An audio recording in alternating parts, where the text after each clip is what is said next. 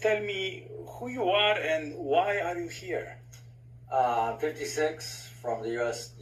From North Carolina originally, so live in Hawaii now. So flew all the way from Hawaii here. So the question as far as why I'm here, to me, a lot of the other conflicts are gray, but this conflict is definitely black and white. This is about good versus evil.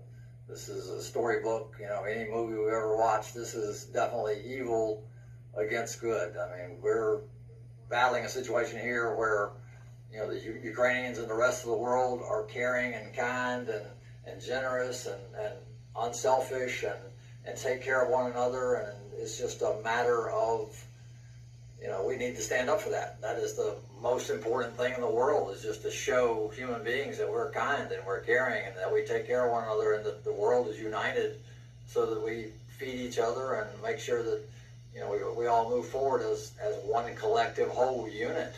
So, we feel the pain of one country's failure and their conflicts, and we enjoy the successes of other countries that are doing good, and we all work together. And for some reason, Russia does not grasp this concept that we're all one unit, and we have to get along and work together and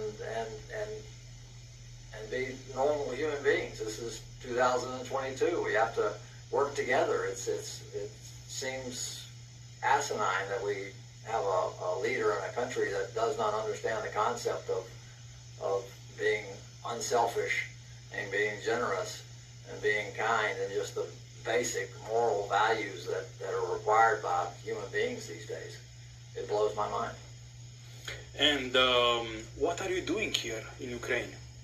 My initial goal was to come fight. I think everybody around the globe should be motivated to come here and support the Ukrainians and support the army, no matter what gender, age, anything. Everybody should be here supporting the army. But I'm 56, so initially they were like, well, I have no military experience, so they're like, you're not an ideal candidate. So they said, not right this minute. So plan B was to come here to Kyiv and promote getting more people here.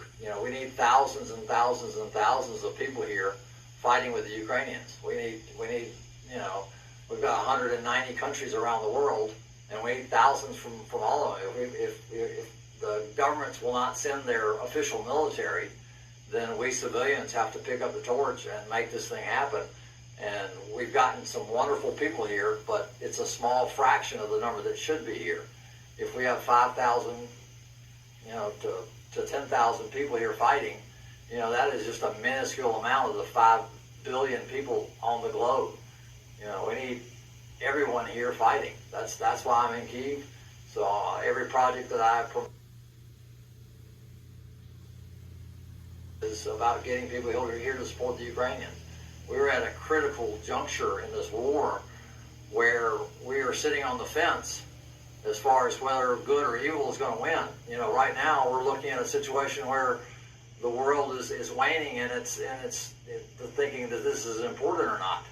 And we're at a point where, all right, are we going to stand for humanity, for human rights, for everything that is good with the world? Or are we just going to ignore it? If everybody's complacent and doesn't join this fight, then guess who's going to win? It might take 10 years, but we're going to lose this battle if everyone around the globe does not stop what they're doing and get off the couch and come to Ukraine and defend the human rights of everyone around the globe. This is the most important thing going on in the world today. So sitting around and letting life go on as normal and complaining about gas prices and complaining about, your luxury life in whatever country you live in is unacceptable. As human beings, we must support each other. We cannot turn our backs on anyone around the world and expect the problem to go away. So I've been dealing with Russia for my entire life. We had one period where it was okay, but now we've let it slip back into terrorism. So it's just the world needs to respond. Why world leaders are not sending military is beyond me. We're going to have to elect new leaders the next go around that have a backbone and that have the fortitude to say, hey, we're not going to tolerate this type of behavior. This type of behavior is unacceptable anywhere, any place. So it's totally unacceptable. And Why people are not responding, I do not know.